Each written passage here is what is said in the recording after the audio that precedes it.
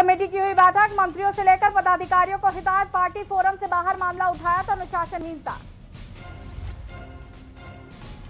डोईवाला में धान की फसल में लगा हल्दी रोग, सूचना पर तुरंत हरकत में आए कृषि विभाग, मौके पर पहुंचकर किया फसल का निरीक्षण। केदारनाथ में श्रद्धालुओं की संख्या बढ़ी, आमद बढ़ने से कोरोना महामारी का भय, बाबा के मंदिर प्रांगण में उमड़ रहे श्रद्धालु। सरोवर नगरी नैनीताल की फिर लौटी बहार, शहर में पर्यटकों की दिखी अच्छी खासी आमद, उमड़े पर्यटक तो खिले कारोबारियों के चेहरे। केदारनाथ धाम के लिए 9 अक्टूबर से शुरू होगी हेली सेवा, ऑनलाइन टिकट बुकिंग शुरू, ई पास जरूरी नहीं। महिला के साथ गैंगरेप की वारदात, 3 अज्ञात युवकों पर दर्ज हुआ केस, मामले की तफ्तीश में जुटी पुलिस। आप देख रहे हैं के न्यूज, खबरों का सारथी। नमस्कार, स्वागत है आपका बुलेटिन में। मैं हूं आपके साथ यशी शुक्ला। सबसे पहले बात करेंगे केदारनाथ धाम में जयकारों की गूंज। कोविड-19 की छूट मिलने के बाद केदारनाथ धाम में यात्रा परवान चढ़ने लगी है। सैकड़ों की संख्या में श्रद्धालु धाम पहुंच रहे हैं और सामाजिक दूरी का पालन कर रहे हैं। श्रद्धालु मंदिर प्रांगण के आगे भीड़ में इकट्ठा हो रहे हैं। पुलिस प्रशासन भी व्यवस्थाएं बनाने में नाकाम साबित हो रही है। ऐसे में कोरोना महामारी के फैलने की आशंका भी बनने लगी है। वहीं दूसरी ओर केदारनाथ धाम में दर्शनों की बुकिंग 1 सप्ताह तक फुल हो चुकी है। यात्रियों की बढ़ती आमद से केदार घाटी में रौनक देखने को मिल रही है और व्यापारियों के भी चेहरे खुल उठे हैं। यात्रा मार्गों पर व्यवस्थाएं न होने से तीर्थयात्री परेशान नजर आ रहे हैं और उन्हें प्रशासन की ओर से कोई सुविधा नहीं दी जा रही। देखिए रिपोर्ट।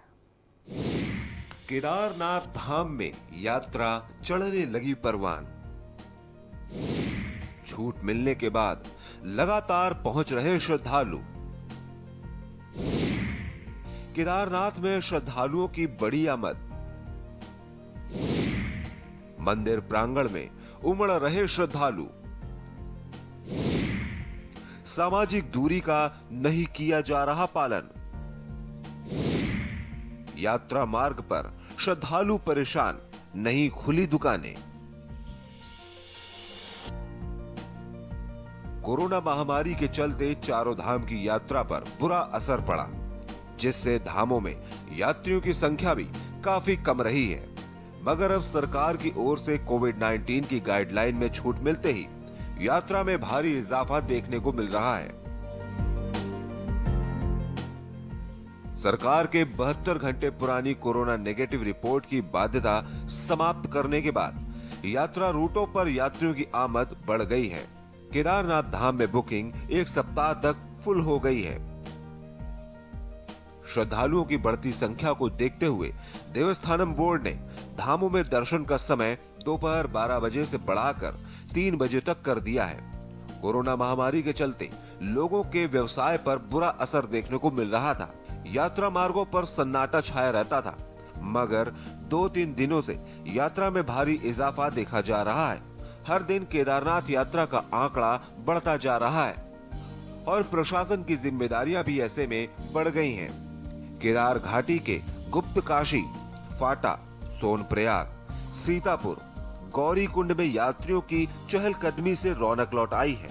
इससे व्यापारियों का व्यवसाय भी पटरी पर लौट आया है, लेकिन सोशल डिस्टेंसिंग का कोई पालन नहीं किया जा रहा है, जिससे तीर्थ पुरोहितों में कोरोना महामारी का भय भी बना हुआ है।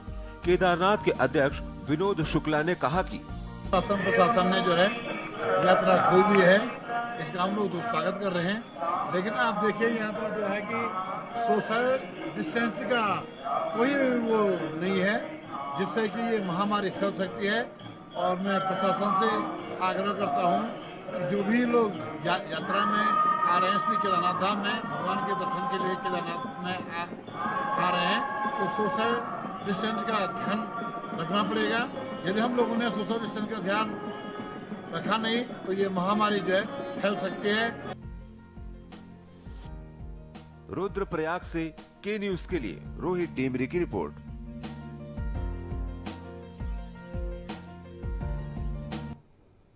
और अब बात करेंगे पर्यटकों से गुलजार सरोवर नगरी।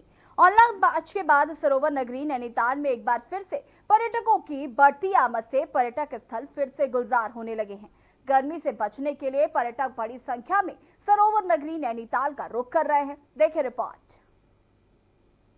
सरोवर नगरी नैनीताल की फिर लौटी बहार। शहर में पर्यटकों की दिखी अच्छी खासी आमद। उमड़े पर्यटक तो खिले कारोबारियों के चेहरे। वोटिंग के साथ ठंडी हवाओं का पर्यटक उठा रहे लुत्फ।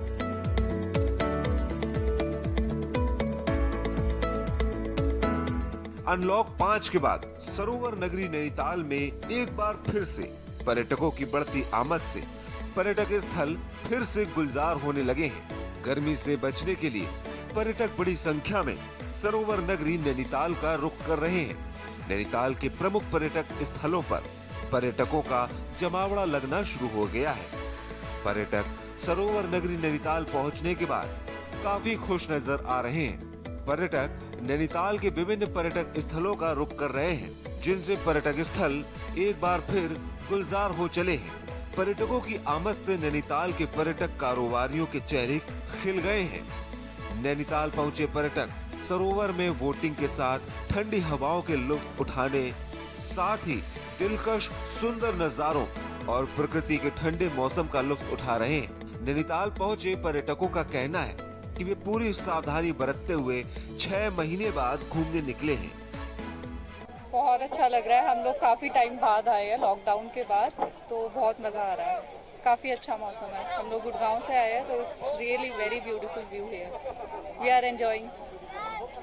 हम लोग कोविड से काफी प्रिकॉशंस ले रहे हैं, मास्क लगा रहे हैं, प्रॉपर सैनिटाइजेशन कर रहे हैं, बट अच्छा है। हम पिछले 6-7 महीनों से घर में काफ़ी बोर हो रहे थे और इतने टाइम बाद निकले तो बहुत अच्छा लग रहा है। काफ़ी टाइम बाद लग रहा है कि हम एंजॉय कर रहे हैं और सारी प्रिकॉशंस के साथ सैनिटाइज़र, मास्क यहाँ पे सभी लोग ये सब यूज़ कर रहे हैं, तो काफ़ी अच्छा है। कोरोना का खतरा तो है, पर अपनी प्रिकॉशंस के साथ हम इस खतरे से डील कर पा रहे हैं। सैनिटाइजर्स हैं, सब कुछ हम लोग यूज़ कर रहे हैं। बता दें, अनलॉक 5 शुरू होने और नियमों में छूट मिलने के बाद सरोवर नगरी अपने पुराने रूप में लौटने लगी है। शहर में पर्यटन गतिविधियां बढ़ने के साथ ही पर्यटन कारोबारियों समेत तमाम छोटे कामकाज में लगे लोग खासे उत्साहित हैं। शहर में पर्यटकों की अच्छी खासी आमद रही। Mallital Pant park, botanical garden, चिड़ियाघर, स्वेन्यू, केव गार्डन, हिमालय दर्शन, वाटरफॉल में भारी संख्या में पर्यटक सैर सपाटा करने पहुंचे। इस दौरान पर्यटकों ने नैनी झील में जमकर नौकायान भी किया। बड़ी संख्या में पर्यटक घुड़सवारी करने पहुंचे। कामकाज वापस पटरी में लौटने से कारोबारियों के चेहरों पर भी मुस्कान लौटने लगी है।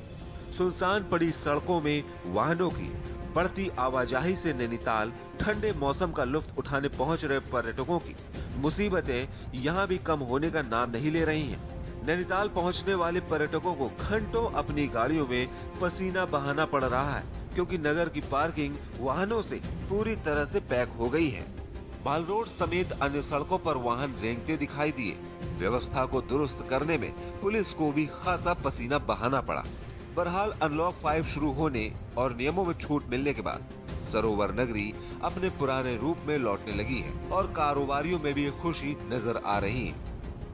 नैनीताल से के न्यूज के लिए कांतापाल की रिपोर्ट। पिछले साल इस समय विश्व पर्यटक स्थल चाकोड़ी और मुनस्यारी में पर्यटकों की खास रौनक देखने को मिलती थी, लेकिन इस साल कोरोना के कारण लगे लॉकडाउन ने पर्यटन व्यवसाय को पूरी तरीके से प्रभावित किया है। पर्यटक स्थल मुनस्यारी का क्या हाल है, देखिए इस रिपोर्ट में।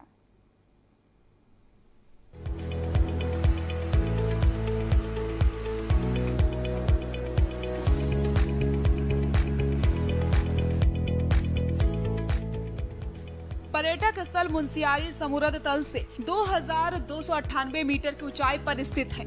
यहाँ पर ज्यादा समय से बर्फबारी के कारण प्रसिद्ध होने के साथ इसको हिम नगरी के नाम से भी जाना जाता है। यहाँ से पंचाचूली का दृश्य बहुत नजदीक से देखने के साथ ही यहाँ पर खलिया टाप और नंदा देवी सहित कई पर्यटक स्थल हैं, जहां पर साल भर पर्यटक की चहलकदमी देखने को मिलती है। अब अनलॉक 5 के बाद पर्यटक स्थल मुनस्यारी में कुछ ही पर्यटक दिखाई दे रहे हैं। यहां पर पहुंच रहे पर्यटकों ने बताया कि सरकार को लॉकडाउन के बाद पर्यटन को बढ़ावा देने के लिए यहां पर सुविधा देनी चाहिए, जिससे कि यहां पर पर्यटक पहुंच सके और पर्यटकों को पैकेज भी देना चाहिए। हमारे उत्तराखंड की मेन आय का स्रोत पर्यटन है और अभी कोविड के टाइम पे पर्यटन तो पूरा बैठ गया हमारे उत्तराखंड का, जिससे यहाँ की आय भी बैठ गई है। इस मौके में सरकार को इस तरफ ध्यान देना चाहिए कि लोगों को प्रेरित करें, पूरा अपना प्रोटेक्शन लेके, सोशल डिस्टेंसिंग फॉलो करके, हाथों को सैनिटाइज करके इस तरफ लोगों को आने के लिए प्रेरित किया जाए। लेकिन अगर हम सरकार यहाँ तक चाहती है कि लोग पर्यटन बढ़े तो यहाँ पे कुछ सुविधाएं भी देनी होंगी। जैसे जहाँ पे हम लोग रुके वहाँ मेडिसिन वगैरह कोई इंतजाम नहीं है। किसी भी पर्यटक को अगर कोई दिक्कत होती है तो उसके लिए वहाँ पे जरूरी सुविधाएं होनी चाहिए, साफ पानी की सुविधा होनी चाहिए और ऐसे मूवमेंट बार बार लोगों को, ऐसे यंग लोगों के लिए बार बार करने चाहिए ताकि लोग प्रेरित हों इस जगह पे आने के लिए। बहुत ही अच्छा लग रहा है। उत्तराखंड यूजुअली भी हमारा बहुत ही प्रेफर्ड रूट है। इनफैक्ट कोरोना से पहले भी हम यहाँ पर काफी आए हैं। रोड ट्रिप यूजुअली यही करते हैं क्योंकि काफी सीनिक व्यू है, बहुत पीसफुल है। ऑफिस का काम करके जब थक जाते हैं तो यहाँ आते हैं, बहुत पीस फील होता है। एंड अभी after lockdown, after 9 months we have come here, तो मैं तो बहुत खुश हूँ यहाँ आकर।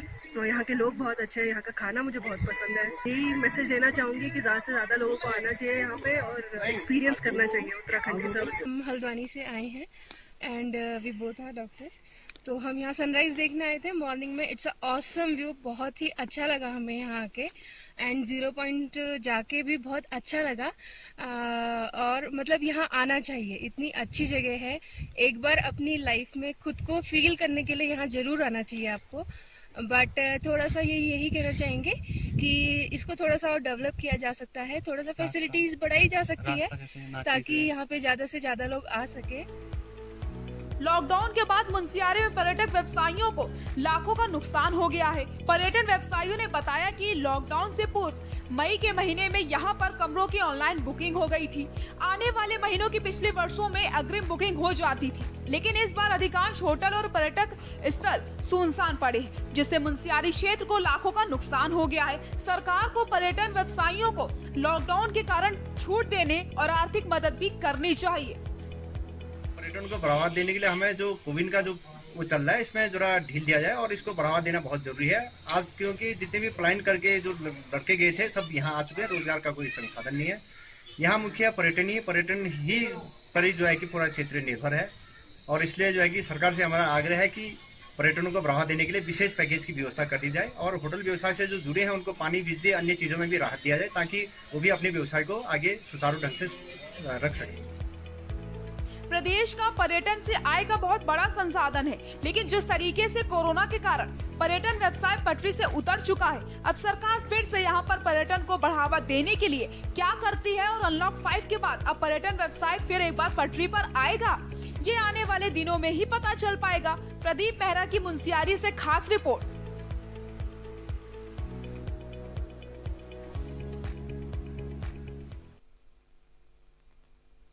लालकुआं के नगर पंचायत के विस्तारीकरण को लेकर एक बार फिर लालकुआं क्षेत्र के लोगों ने नैनीताल लोकसभा के सांसद अजय भट्ट से मुलाकात की और एक ज्ञापन देकर लालकुआं नगर पंचायत के विस्तारीकरण में तेजी दिखाने की बात रखी। कई समय से लालकुआं क्षेत्र के लोग नगर पंचायत के विस्तारीकरण की मांग को लेकर अपनी आवाज उठाते नजर आए, पर अभी भी यहां सरकार ने इनकी कोई बात नहीं सुनी। अब देखना होगा कि सांसद क्या इस बात को लेकर मुख्यमंत्री से कैसे चर्चा करेंगे।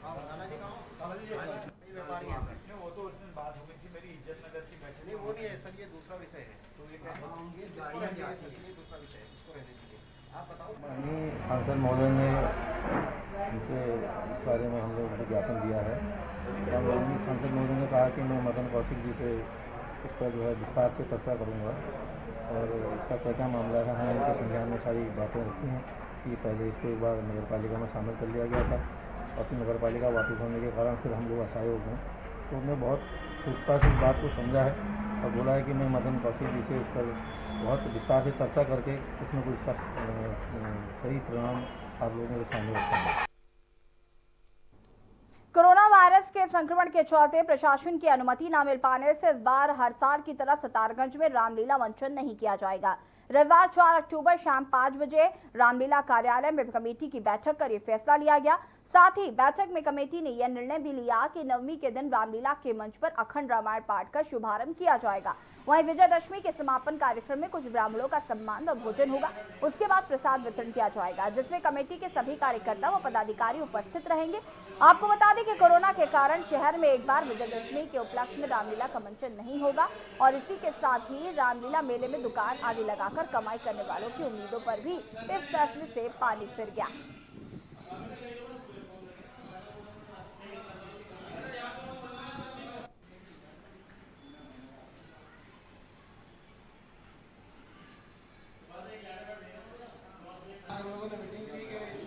रामलीला हो रही है तो मंच पे कुछ ना कुछ होना चाहिए। तो सब लोगों का ये मत है कि अखंड रामायण कराई जाए। तो यही निर्णय आज हुआ है कि अखंड रामायण हम लोग कराएंगे और दशहरा के दिन उसका समापन होगा, ताकि कुछ ना कुछ भगवान श्री राम का काम हो सके।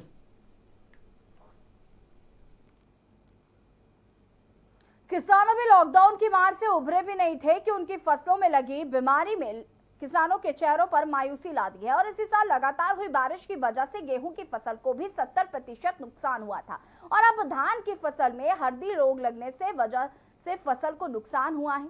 मामला कृषि विभाग के अधिकारियों के सामने आते ही डोवाला सहायक कृषि अधिकारी बीएस असवाल व अन्य अधिकारियों ने मौके पर पहुंचकर किसानों की फसलों का जायजा लिया। उन्होंने किसानों की फसलों में कीटनाशक दवाइयों का छिड़काव की जानकारी दी और साथ ही नुकसान हुई फसलों का मुआवजा दिए जाने का आश्वासन भी दिया।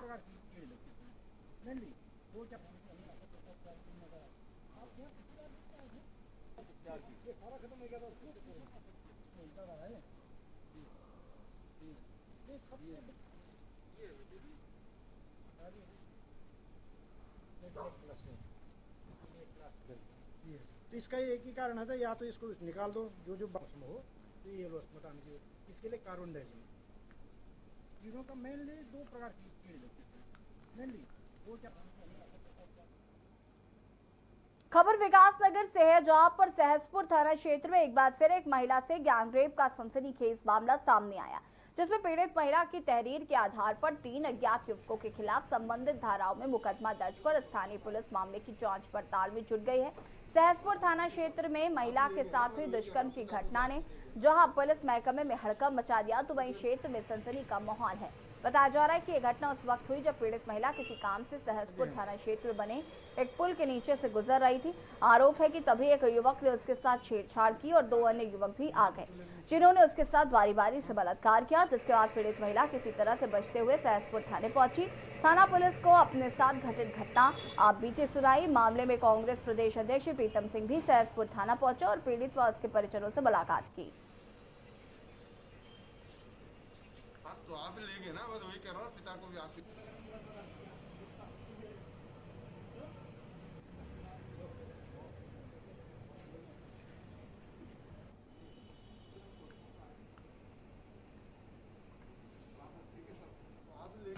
सहसपुर थाना क्षेत्र के अंतर्गत सेला कुएं में एक महिला से या एक युवती से सामूहिक बलात्कार बहुत ही दुखद घटना है। हम कड़े शब्दों में इसकी निंदा भी करते हैं, भ्रष्टा। आज प्रदेश की स्थिति बहुत ही भयावह है। अभी तक जो है हाथरस और बलरामपुर की घटनाओं से जो है पूरा देश जो है आंदोलनरत है, सड़कों पर है और सत्ता में बैठे हुए लोगों ने एक नारा देने का काम किया कि बेटी बचाओ बेटी पढ़ाओ। देखिए, इसमें इमीडिएटली केस रजिस्टर किया है पुलिस ने और इसमें जो भी इन्वेस्टिगेशन है उसमें जो भी फैक्ट्स आ रहे हैं उस सब पर कार्रवाई कर रहे हैं। तो अभी इन्वेस्टिगेशन ऑनगोइंग है। अभी मेडिकल के लिए जो है जो हमारी टीम है वो डॉक्टर से कोऑर्डिनेट कर रही है, तो जो भी फैक्ट्स रहेंगे उस हिसाब से कार्रवाई की जाएगी इसमें।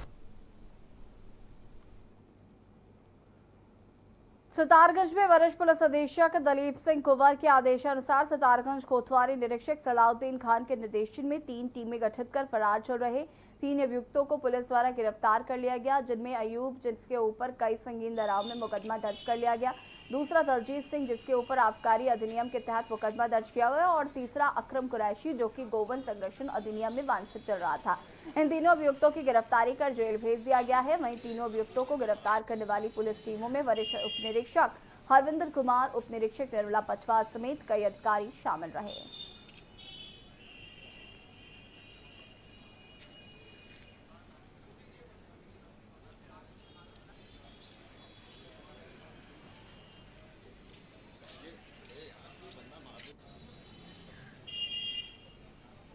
पंजीकृत हैं और कप्तान शासन निर्देशन में वांछित अभियुक्तों की गिरफ्तारी के लिए अभियान चला था, जिसमें अयूब जो था 307 में वांछित चल रहा था सिसिया कांड में, और एक दलजीत जो था दफा 60 में पहले मुकदमा कायम था, वो वांछित चल रहा था, और एक गौकशी में जो अक्रम चल रहा था।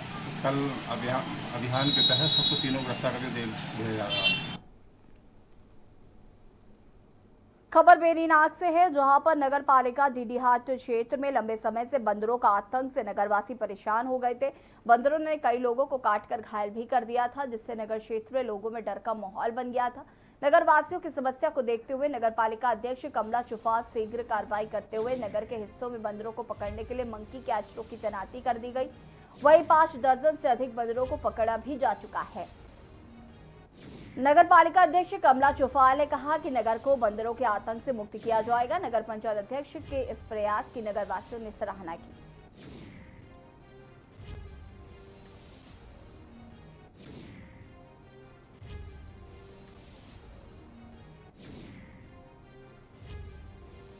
डीडीहाट नगर में बंदरों का बहुत आतंक हो गया था, और उसी को देखते हुए मेरे पास जो डीडीहाट की जनता थी वो आई। उन्होंने मुझसे कहा कि मैडम इतना आतंक हो रहा है, यहाँ पर काफी लोगों को घायल किया बंदरों ने यहाँ पर, तो उसके लिए हमने बाहर से टीम बुलाई मंकी कैचर्स की। उन्होंने कल से यहाँ पर बंदरों को पकड़ने का अभियान शुरू कर दिया है, और जल्द से जल्द हम पूरे नगर से इन बंदरों को पकड़कर एक सुरक्षित जगह में इनको छोड़ के आएंगे।